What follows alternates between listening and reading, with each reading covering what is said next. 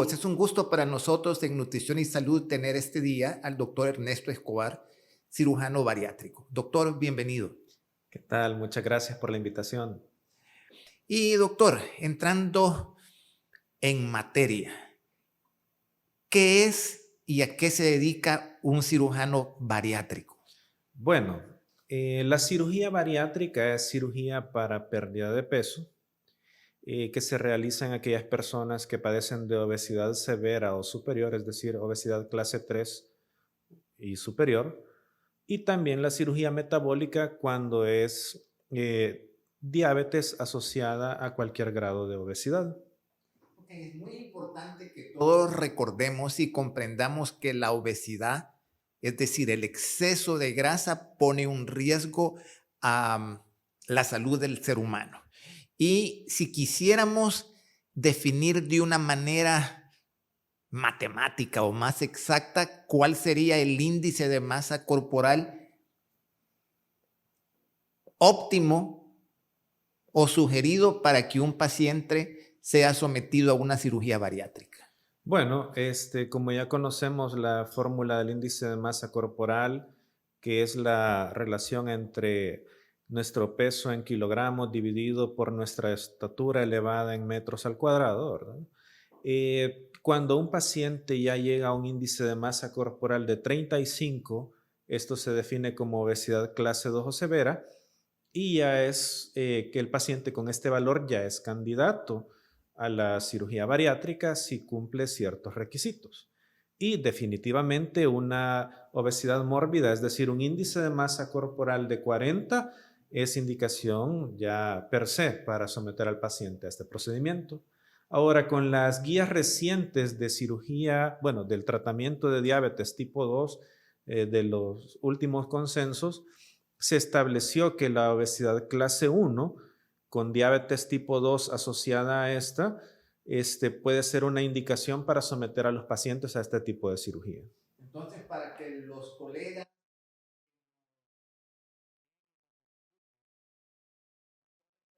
de salud relacionados con la obesidad, podríamos definir que una obesidad grado 1 con una enfermedad sobreagregada podría ser candidato a cirugía bariátrica, y si fuera una obesidad grado 2 o más, en automático sería sometido a una cirugía bariátrica. Así es. Ahora, ¿cuáles son los tipos de cirugía bariátrica que existen?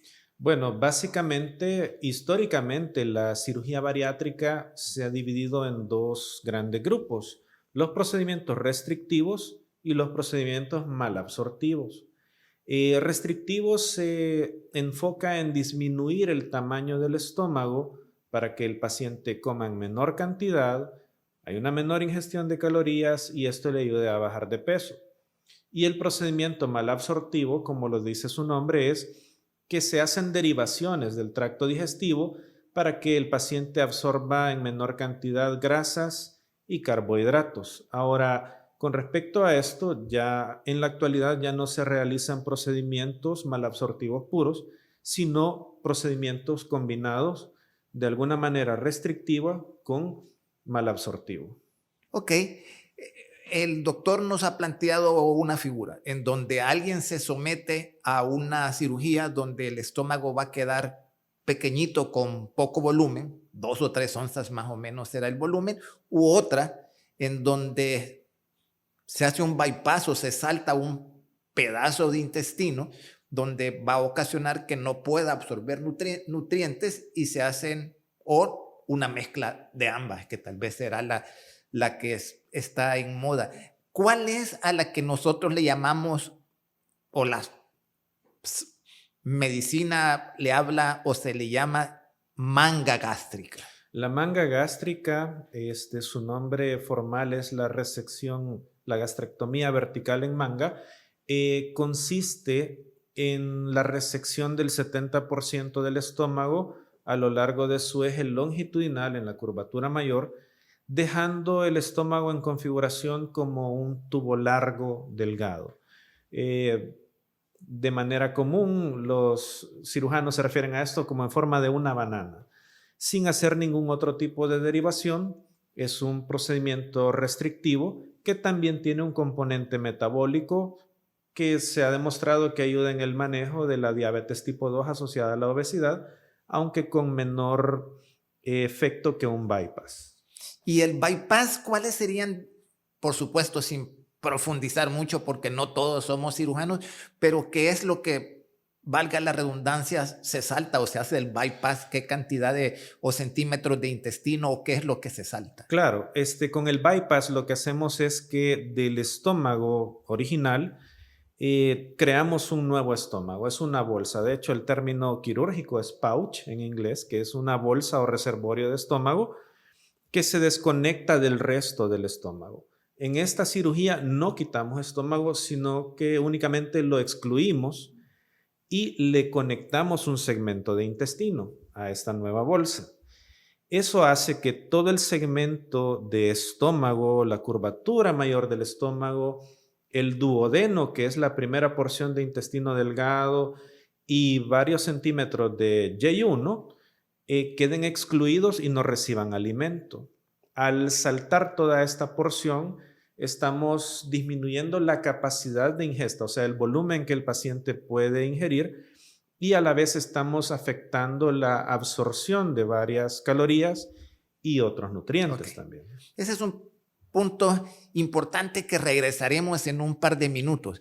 Pero, ¿qué exámenes de laboratorio o qué evaluaciones prequirúrgicas debe de someterse un paciente para luego llegar al quirófano? Bueno, tiene que hacerse un examen de laboratorio completo, o sea, toda la fórmula hematológica para ver cómo está la hemoglobina, hematócrito, la coagulación, el perfil bioquímico como glicemia, hemoglobina glicosilada, perfil lipídico, triglicéridos, colesterol, pruebas de función renal, pruebas de función hepática, niveles de insulina en ayuna, medimos proteínas plasmáticas, albúmina, hierro sérico, vitaminas también, porque muchos pacientes están deficientes de vitaminas previo a la cirugía, como la vitamina D, puede ser hierro, etcétera, ¿verdad? Porque recordemos que la obesidad es un estado de malnutrición. No quiere decir que un paciente esté bien alimentado, está sobrealimentado, pero con una mala calidad de alimentos.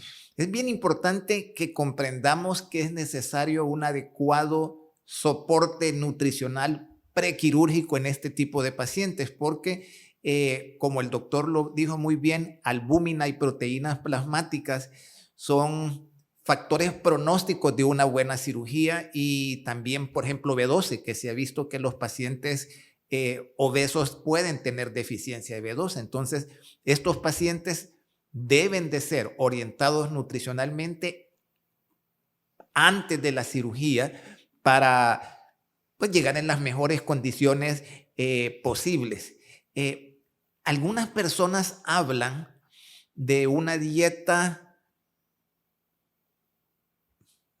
de muy poco aporte calórico un par de días antes de la cirugía. ¿Qué podríamos hablar sobre eso, doctor? Sí, eso es bien importante porque mucha gente al investigar sobre esta cirugía o al ver programas de televisión, hay un programa bien famoso de televisión en la que se les exige a los pacientes que se sometan 1 año o 6 meses antes de la operación a bajar X cantidad de libras y que por lo tanto no son candidatos a la cirugía.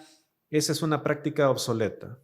O sea, porque sabemos que la obesidad es una enfermedad y si el paciente no tuviera problemas de peso, no estaríamos hablando de una cirugía en ese momento.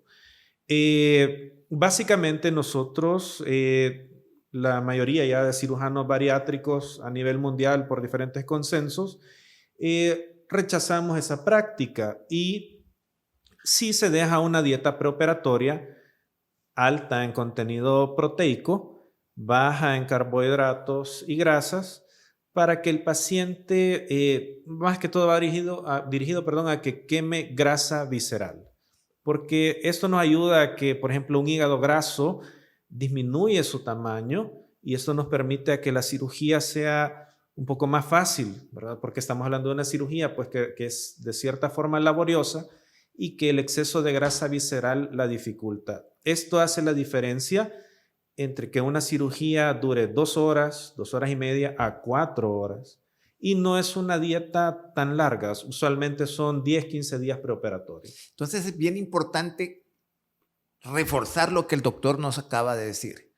No deben de perder 10, 15% de su peso para ser operados. Lo que deben de hacer es tener 1 o 2 semanas antes de la cirugía una dieta alta en proteínas y que tenga muy bajos hidratos de carbono para disminuir el tamaño del hígado y que permita al cirujano bariátrico tener un campo quirúrgico más favorable. Entonces eso es bien importante comprender. No es voy a someterme a la cirugía hasta que pierda 30, 40 libras. No es ese el objetivo, sino que 2 semanas antes disminuir el tamaño del hígado para tener una facilidad en el campo quirúrgico de ustedes. Así que es bien importante que comprendan esto. Ahora, una vez intervenido quirúrgicamente, hay como ciertas recomendaciones de alimentación desde sorbos de agua y poco volumen hasta llegar a, pues, a tener una dieta normal, entre comillas, en el sentido de, por supuesto, menos volumen, pero una dieta de consistencia normal. ¿Qué nos podría hablar sobre eso? Bueno, el paciente del primer día que ha sido operado, nosotros iniciamos la vía oral con líquidos, o sea, la dieta líquida. Esto se llama fase hídrica. Esto permite, al hacer esta alimentación temprana, permite que el paciente tenga una mejor evolución y esto se conoce como protocolo ERAS. Es parte del protocolo ERAS, que quiere decir Early Recovery After Surgery, o sea, una recuperación temprana postquirúrgica. El paciente va a mantener una dieta en fase hídrica por 10 a 15 días. Posterior a esto, porque estamos protegiendo este corte y unión del intestino, la anastomosis o la línea de grapas, ¿verdad?, de una manga gástrica. Entonces queremos evitar que el estómago, el intestino se sometan a una presión que puede ser perjudicial. Después de esta dieta de fase hídrica que dura 10-15 días, inicia la dieta de fase de puré. Todo va licuado, procesado para que el paciente ya incorpore otros elementos a la dieta y mejore todavía su aporte nutricional, ¿verdad?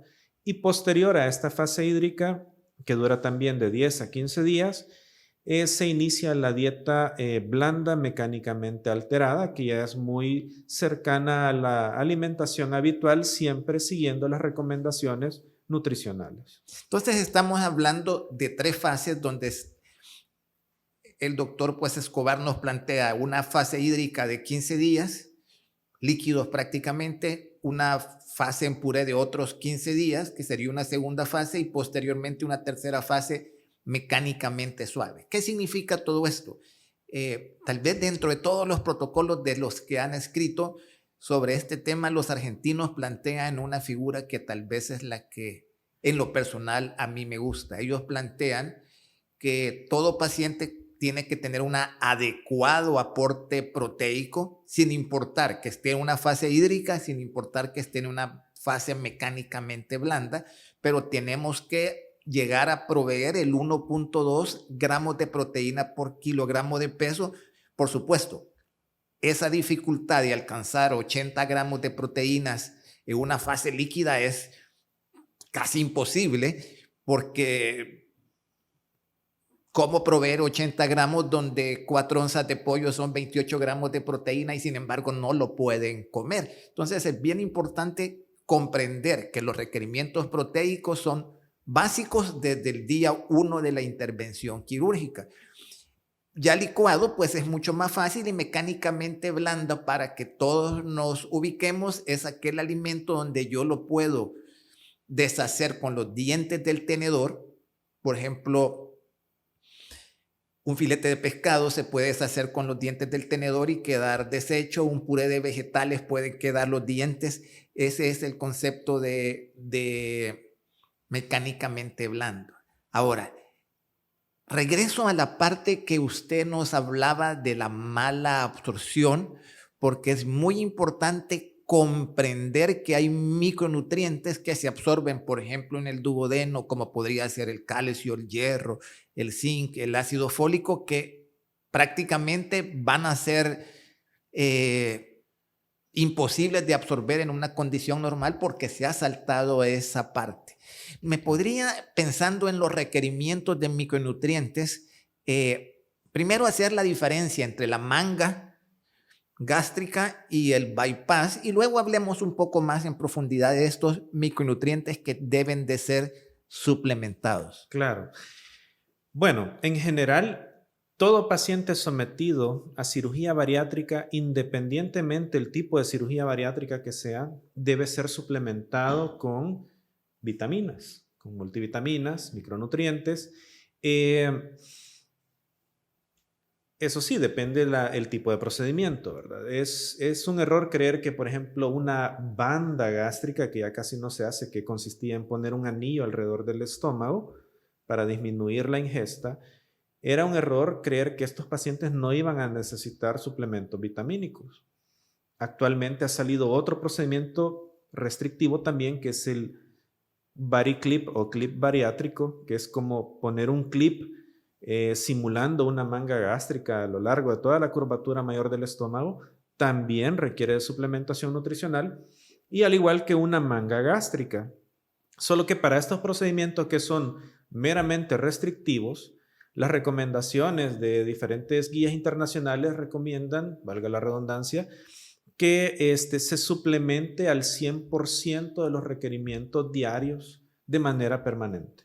Es decir, estos pacientes deben tomar multivitaminas en la ración diaria recomendada de los requerimientos, ¿verdad? Pero un paciente que se ha sometido a un procedimiento malabsortivo, como bypass gástrico u otras variantes malabsortivas como SADI o SADIS, que en el mundo bariátrico son bien conocidas, requieren que la suplementación de multivitaminas sea al doble, o sea, es el 200%. Un ejemplo, o sea, si yo le doy una tableta de multivitaminas a un paciente de manga, le voy a tener que dar 2 tabletas de multivitaminas a un paciente de bypass u otro procedimiento malabsortivo.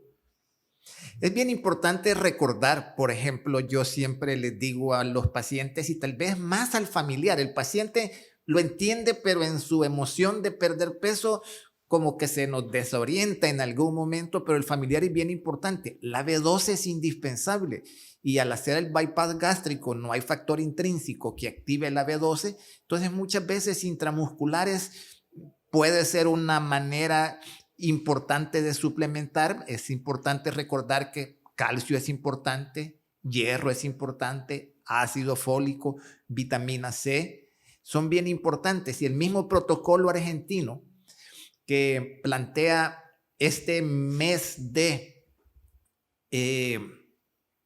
fase hídrica los primeros 15 días y licuada los 15 días, recomienda el uso de vitaminas líquidas, porque plantea que la dificultad de absorber este tipo de tabletas, entonces dice, si en su país existe una vitamina que sea en condición líquida, que provea B12, vitamina C, ácido fólico, zinc, utilice la versión líquida porque va a permitir una mejor absorción estos días. Es importante estos conceptos. Ahora, es frecuente, y yo pensaría que me adelanto a la respuesta, es no, no es frecuente, pero ¿cuáles serían las complicaciones que podríamos tener en este tipo de pacientes? Todo procedimiento tiene un riesgo, y ¿cuáles serían las complicaciones más frecuentes? Claro, tenemos complicaciones, digamos, meramente asociadas al acto quirúrgico y complicaciones médicas inmediatas o a corto o mediano plazo. Usualmente el paciente se enfoca en las complicaciones quirúrgicas. Todo procedimiento quirúrgico, ya sea apendicectomía, resección de la vesícula biliar, prótesis de rodilla, etcétera, o una cirugía bariátrica, no está exenta de complicaciones. Afortunadamente, con el avance de las técnicas de mínima invasión, la laparoscopía avanzada, la tecnología que utilizamos, se ha logrado pues que la tasa de complicaciones quirúrgicas sean menor al 3%, siendo así que ahora es más seguro hacer una cirugía bariátrica que hacer una cirugía de prótesis de rodilla en un paciente con obesidad. ¿Por qué? Porque el paciente obeso eh, no solo es el exceso de peso, eso es lo que nosotros vemos, ¿verdad? Pero su metabolismo está trastornado y la obesidad lleva a un estado proinflamatorio y procoagulante. Y las complicaciones más temidas de una cirugía en un paciente obeso son problemas como trombosis venosa profunda, embolia pulmonar, problemas pulmonares, o sea, atelectasias, neumonías sobreagregadas, eh, o problemas cardíacos. Entonces, un paciente que se va a someter a una cirugía de estas tiene que ir bien evaluado por un equipo multidisciplinario para ver su riesgo cardiovascular y minimizar o prevenir complicaciones. Nosotros o en mi área, como nutriólogo, cuando ayudamos a los equipos de cirugía bariátrica, encontramos dos problemas frecuentes. Uno es náusea y vómito después de comer, pero este se soluciona muy fácil. Tome líquidos 30 minutos antes o 30 minutos después de comer y se acabó el problema. Y otro que es con alguna frecuencia es cuadros de hipoglicemia, sudoración, mareos.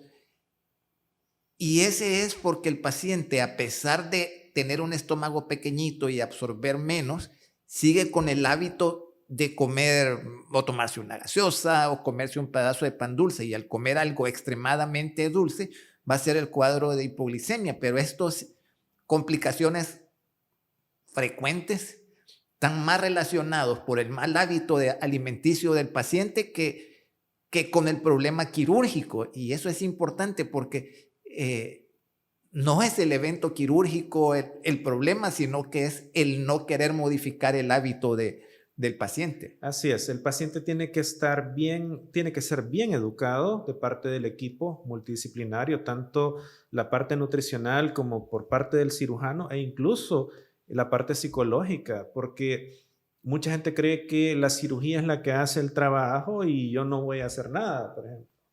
Em, Eso que usted mencionaba, el síndrome de dumping, es frecuente. A cualquier paciente sometido a cirugía bariátrica le puede pasar.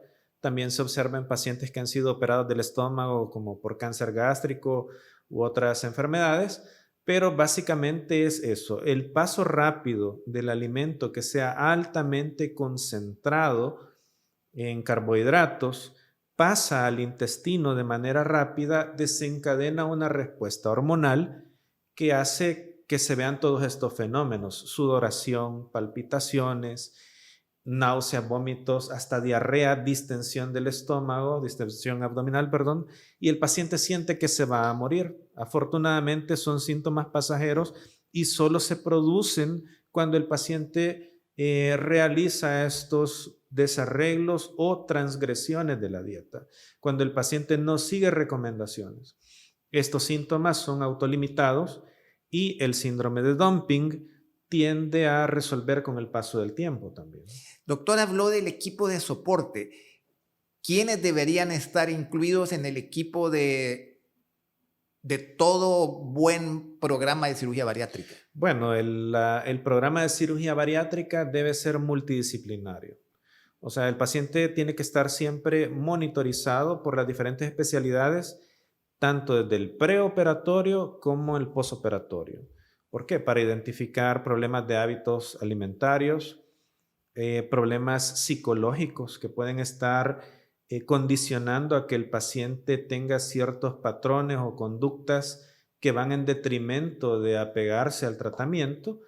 Tiene que ser evaluado por las diferentes especialidades para ver si hay enfermedades que ameriten alguna intervención previa, como estabilización, digamos, o control de la diabetes con medicamentos antes de operarse, el manejo de la hipertensión arterial. No vamos a someter a alguien que no está controlado de la presión arterial.